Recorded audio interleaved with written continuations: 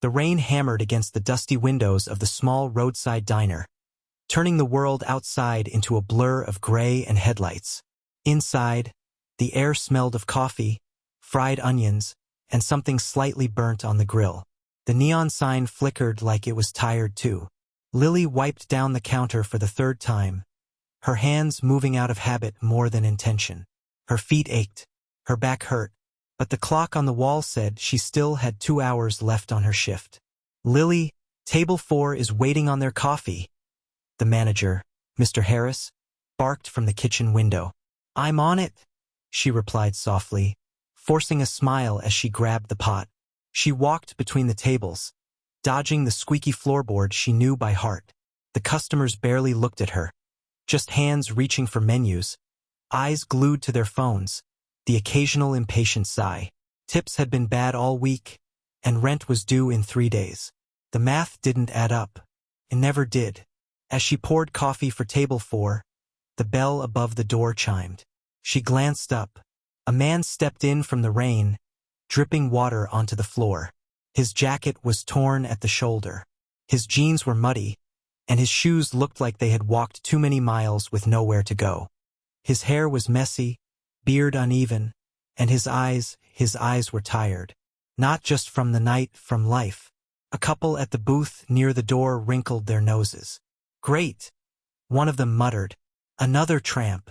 Lily's chest tightened. The man looked around, almost apologetically, as if he knew he didn't belong there. His gaze flickered to the warm booths, the glowing coffee machine, the plates of food passing by. His hand went instinctively to his stomach. He was hungry. Harris pushed through the kitchen door, wiping his hands on a greasy towel. His eyes landed on the stranger and narrowed. We're closing soon, he snapped. You ordering or not? The man flinched. I don't have enough for a full meal, he said softly. His voice was calm, surprisingly steady. Maybe just a coffee. Lily watched him reach into his pocket and pull out a few crumpled bills and coins, his fingers shaking slightly. It wasn't enough. Not even close. For a moment, the whole diner felt quieter. The clink of cutlery, the hiss of the grill. It all faded into a background hum. Lily's heart ached. She set the coffee pot down and walked over to the man. You can sit there, she said gently, pointing to a small corner booth. I'll get you something warm. He looked up, surprised. Miss, I can't pay for more than. It's fine, she cut in with a small smile. Just sit. You look like you need a hot meal. Their eyes met for a brief second. There was something in his gratitude, but also something deeper, something she couldn't quite place. Harris called from behind the counter. Lily, we don't serve charity here. You know the rules. She hesitated. Her paycheck depended on this job. Her rent depended on this job. Everything did. But the man's hollow eyes were still on her. And her mother's voice echoed in her memory.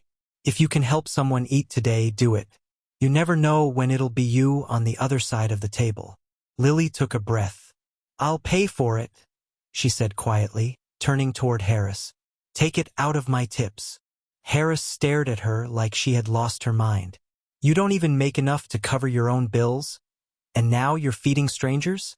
Lily swallowed. He's not a stranger. He's just hungry. There was a beat of silence. Then Harris shook his head and muttered, Fine, but it's on you. Lily turned back to the man. What's your name? She asked. He hesitated. Daniel, he said finally. Okay, Daniel, she replied. I'm Lily. Give me a minute. As she walked away to place the order, grilled cheese, soup, and coffee, she felt a strange mix of fear and peace. She couldn't explain it. From his corner booth, Daniel watched her with eyes that were suddenly sharper, more focused. When she wasn't looking, his posture changed. The tired slouch straightened, just for a second. His gaze drifted to the room, noticing details. The old cash register, the chipped tiles, the way Harris counted money at the counter. For a brief moment, he didn't look like a tramp at all. He looked like a man who was used to studying places, judging them, owning them. Then, as Lily returned with the tray, He dropped his shoulders again and played his role. "Here you go," she said softly, placing the food in front of him. "Eat slowly. It's hot." He stared at the bowl of steaming soup like it was a miracle. "Thank you," he whispered. And in that small, rainy diner, with tired lights and peeling paint, something quietly shifted. A choice made, a kindness given, a story beginning. Lily had no idea that the tramp she just fed wasn't just a man down on his luck. He was a billionaire in disguise. For a few seconds, Daniel just held the spoon above the bowl, watching the steam curl into the air. His hands were rough, but Lily noticed something strange. They didn't look like the hands of a man who had been on the streets for years. There were faint calluses, yes, but his nails were trimmed. His fingers moved with careful precision, almost like someone used to signing papers, not digging through trash. She shook the thought away. "Why are you analyzing his hands, Lily?" She scolded herself silently. "Is it okay?" she asked. He took a sip of the soup and closed his eyes. "This is amazing," he murmured. "You have no idea how long it's been since I had something hot." Lily smiled, even as her chest tightened. "I'm glad you like it." From across the room, a woman in a neat blazer whispered loudly to her friend, eyes on Daniel. "Honestly, they let anyone in here now," she sneered. "No wonder this place always looks so shabby." Her friend chuckled. "Poor girl," she said, nodding toward Lily. "Probably thinks she's some kind of hero." Lily pretended not to hear. Daniel did hear. His jaw tightened, just a little. He glanced at the women, then back at Lily. "Do they always talk like that?" he asked quietly. Lily shrugged. "Some people only feel tall when someone else is on their knees." There was a pause, a small, heavy silence. Then Daniel smiled, a small, sincere curve of his lips. "You're kinder than this place deserves." She laughed softly. "You don't know this place." He tilted his head. "Then tell me." She looked at the clock. Still more than an hour until closing. "Fine," she said. "While you eat." She leaned against the end of the booth, careful not to look like she was slacking off. "This diner has been here since before I was born. My mom used to bring me here for pancakes when we had a good month. When she got sick, I took my first job. Right here behind that counter." "How old were you?" he asked. 17. "And now?" 24, she replied. "Still here, still pouring coffee, still trying to stay afloat." Daniel listened intently, his soup forgotten for a moment. "What about now? Your mom?" he asked gently. A shadow crossed her face. "She passed away 2 years ago." I'm sorry." Lily nodded once, her throat tight. "She always told me, no matter how little you have, share it with someone who is less." She glanced at him and smiled sadly. "Guess that stuck." A quiet moment settled between them. In the corner, the coffee machine hissed. A fork clinked against a plate. Outside, rain continued to whisper against the windows. "Did she ever get to see you here?" he asked. "Yeah," Lily said, her eyes softening with the memory. "She sat right there in your booth on my first day. I messed up every order." She laughed so hard, her voice cracked. Daniel studied her for a second. "She'd be proud of you," he said firmly. Lily blinked quickly and looked away. "Eat before it gets cold," she said, clearing her throat. "I'll bring you more coffee." As she walked away, Daniel exhaled slowly. His eyes grew distant. "This girl, she doesn't know what she just did," he thought. "People step over me on the street. They turn their heads away. But she gave up her own money for a stranger." He glanced toward the counter, where Harris was watching him suspiciously. He noticed how Harris wiped the register drawer twice, how he counted the cash again and again. He noticed the small sign on the wall, "Under new management coming soon." Interesting. When Lily returned with more coffee, he asked, "Do you like it here?" She paused. "It's a job." "That's not an answer," he said with a faint smile. She sighed. "It's not my dream, if that's what you're asking." "What is your dream?" The question caught her off guard. She laughed nervously. You ask deep questions for someone who just inhaled an entire bowl of soup. Well, he replied, eyes twinkling. I'm full. I can afford to think now.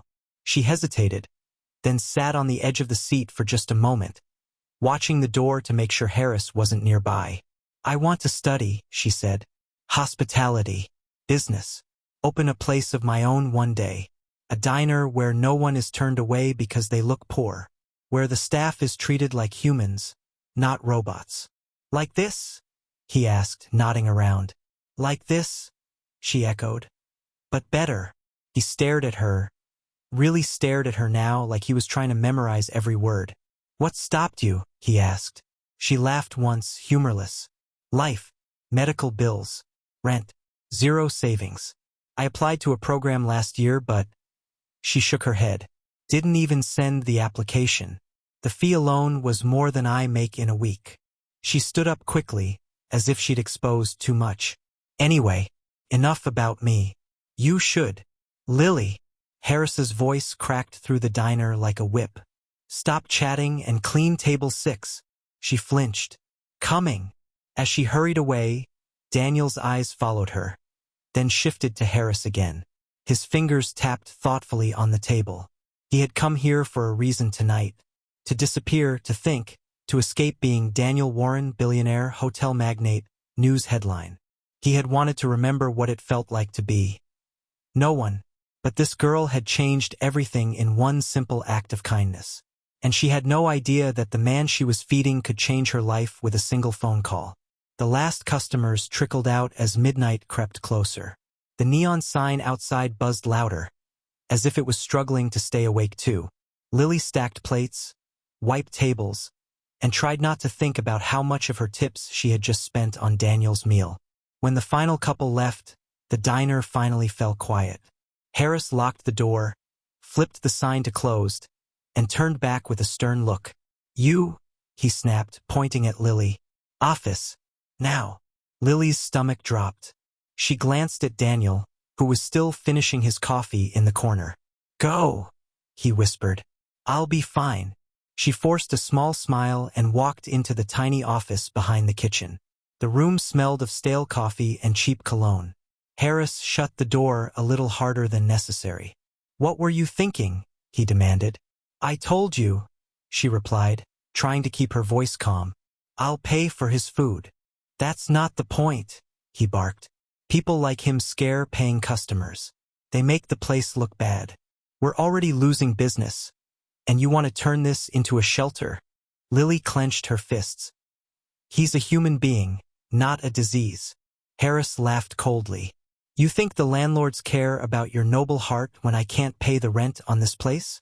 You think the electricity company accepts kindness as currency? Her jaw tightened. I understand money better than you think. Clearly not, he shot back. Because you made a choice tonight. He leaned closer.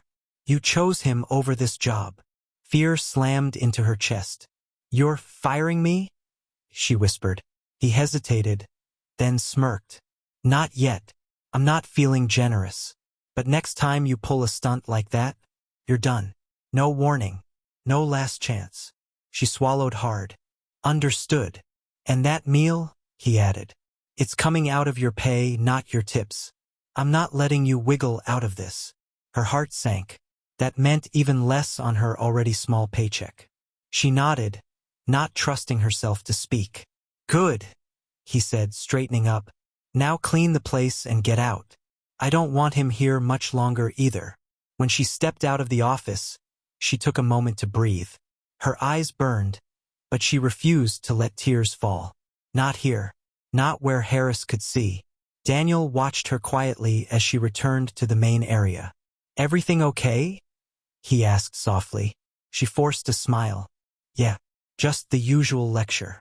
He studied her face. He could tell she was lying, but he respected the way she held herself together. I should go, he said, standing up. You've done more than enough tonight. She shook her head. You barely finished your coffee. I've had more kindness in the last hour than I've had in months, he replied. That's enough. He reached into his pocket again. Lily expected to see a few coins, maybe a crumpled bill. Instead, he placed a single folded note under the coffee cup. "This is all I have for now," he said quietly. "But I'll be back. And I hope this place is still here, with you in it." She frowned. "You don't have to. I insist," he interrupted gently. Then he added, "And one more thing." He looked her straight in the eyes. "Don't give up on that dream of yours." Before she could react, he turned and walked out into the rain. The bell chimed softly above the door. Then it was just her, the hum of the lights, and the echo of his words. She sighed and picked up the empty cup. When she lifted it, the folded note fluttered onto the table. She opened it. Her eyes widened. A $100 bill was tucked inside. For a moment, she froze. Her brain struggled to process it. $100? She whispered.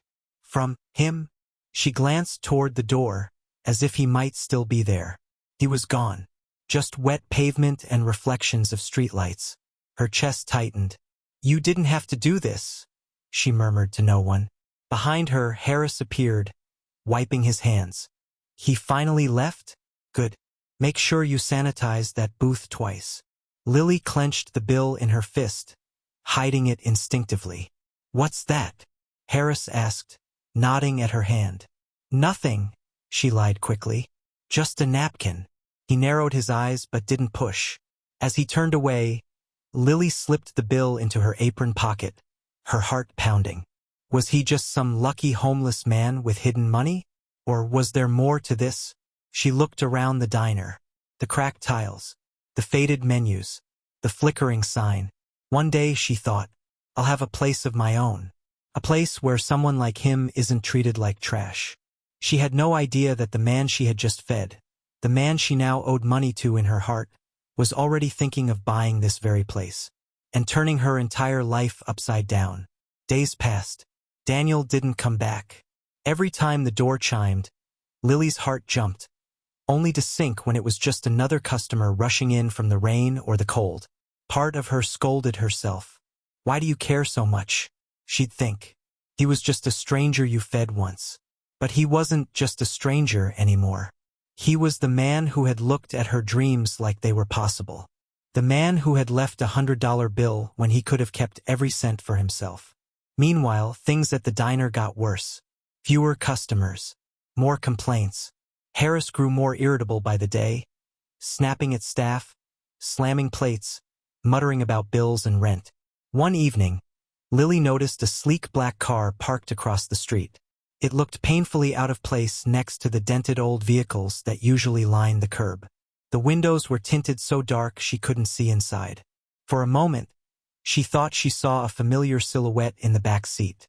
Then Harris shouted her name and the moment passed. A week later, Harris called a staff meeting after closing.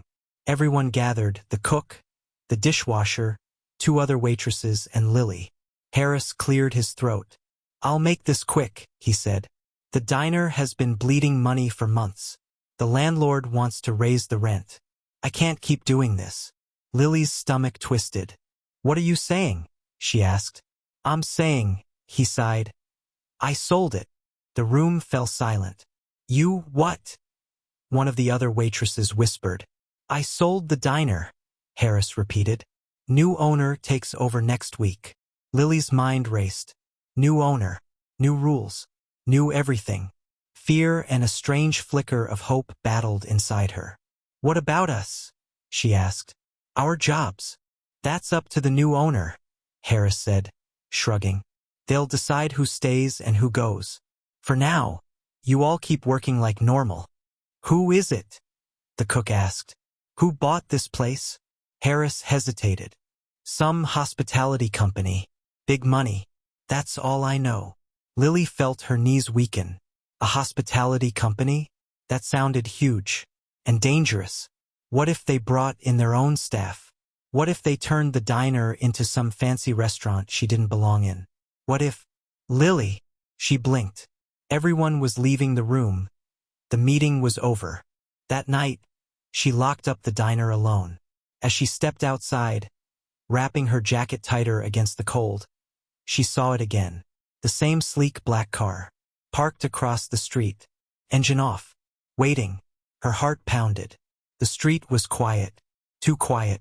She hesitated, then started walking, head down, praying no one strange would. Lily? A voice called from behind her. She spun around. A man stepped out from the shadows near the car. His hair was neatly styled, his beard trimmed. He wore a perfectly tailored coat, polished shoes, and a watch that probably cost more than everything she owned. His eyes were the same. "Daniel?" she breathed. He smiled, slow and apologetic. "Hi." Her mind couldn't keep up. "You? What, how?" He took a careful step closer. "I'm sorry I disappeared. I had some things to finalize." She stared at him. "You look different." He glanced down at his coat and laughed softly. "This is how I normally look." The world tilted underneath her. "Normally?" she repeated. He nodded. Then his expression sobered. "My full name is Daniel Warren," he said quietly. "I own a hospitality group. Hotels, restaurants, a few diners, actually." The word hung in the air like a thunderclap. Diners. Her heart slammed against her ribs. You're the new owner," she whispered. "Yes," he said. "I am." For a moment, the street fell completely silent. The distant traffic, the faint hum of the city, everything seemed to fade. "You lied to me," she said, voice trembling. "You pretended to be homeless." He winced. "I didn't lie. I just didn't tell you the whole truth." "That's the same thing," she snapped. He took a breath. "You're right, and you have every right to be angry." She crossed her arms, trying to hold herself together. "Why?" "Because I wanted to see something money can't buy," he said. "I needed to know if kindness still exists when there's nothing to gain. I've spent years surrounded by people who only smile if I sign a check. I wanted to know what it felt like to be invisible." He looked at her, his voice softening. "And then you fed me." She swallowed hard, her anger clashing with the memory of him shivering in the booth. "You bought the diner because of that?" she asked. "Yes," he said simply. "Because of you." Her mouth fell open. "Because of me?" "You shared your dream with a stranger," he said. "A diner where no one is turned away. A place that feels like home for the broken and tired." He gestured toward the building. "This place has good bones," he went on. "It just needed a new heart." He pulled a folded envelope from his coat and held it out to her. Hands shaking, Lily took it and opened it. Her eyes skimmed the first line, then the second. This time, her knees really did feel like they might give out. "Is this a job offer?" she whispered. "Not just a job," he said. "I want you to manage this place with me. Rebuild it, redesign it, turn it into that dream you told me about. A diner where nobody is turned away because of how they look." Her eyes blurred. "I can't manage a diner," she said weakly. "I don't have a degree or experience or—" "That's the other part," he said, reaching into his coat again. He held up a second envelope. "This is your scholarship application. Already paid for. All you have to do is sign it and start." Silence fell between them, heavy and fragile. "You did all this?" she whispered. "Because I gave you a meal?" "No," he replied gently. "Because you gave me hope." Inside the diner a week later, everything felt the same, and completely different.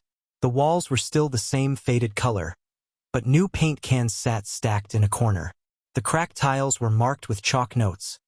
Replace, polish, keep. A designer's sketches lay spread across a table, showing warm lights, cozy booths, and a clear sign by the door. "No one is turned away hungry." Lily stood behind the counter, her nerves buzzing with a mix of fear and excitement.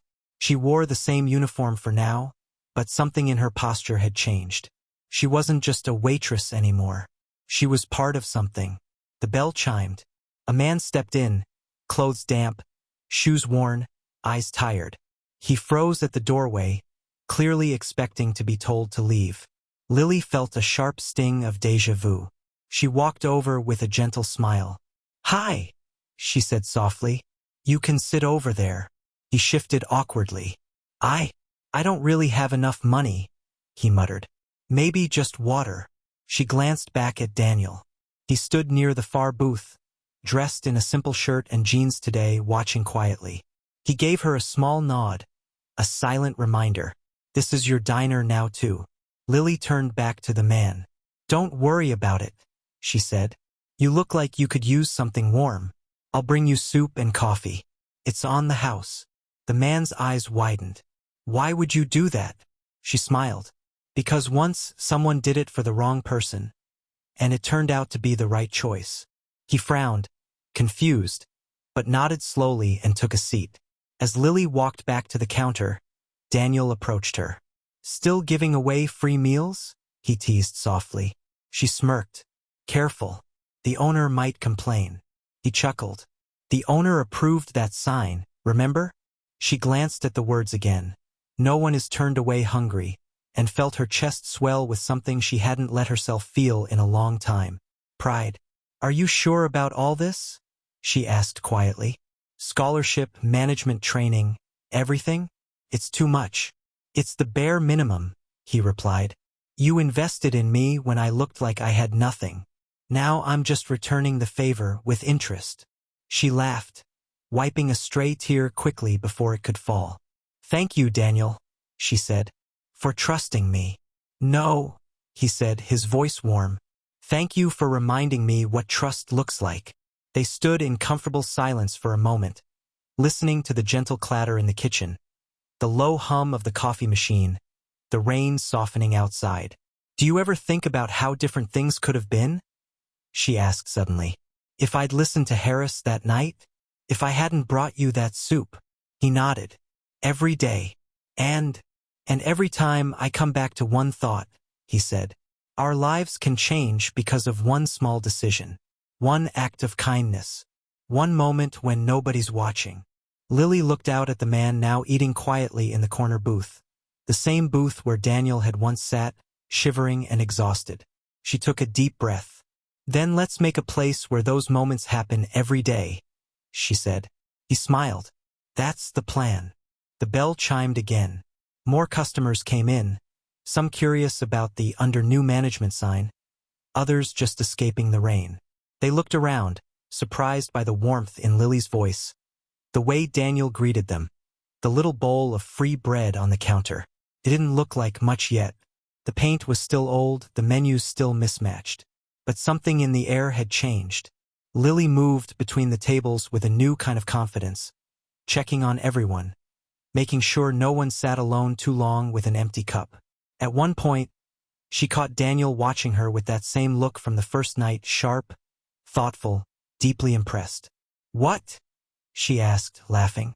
Nothing, he said. Just glad I walked into this diner that night. She smiled back. Me too. A soft pause settled between them. In that quiet, unspoken moment, it was clear. This wasn't just about money or business. It was about second chances. For the diner, for Daniel, and for a waitress who once thought she'd never escape the edges of her life. And all of it began with one simple choice. A meal given to a man who looked like he had nothing. If someone walked into your life today looking poor, tired, and broken, would you treat them any differently if you knew they were secretly powerful or rich? Or would you show the same kindness anyway? Speech Balloon, share your honest answer in the comments. What would you do and why?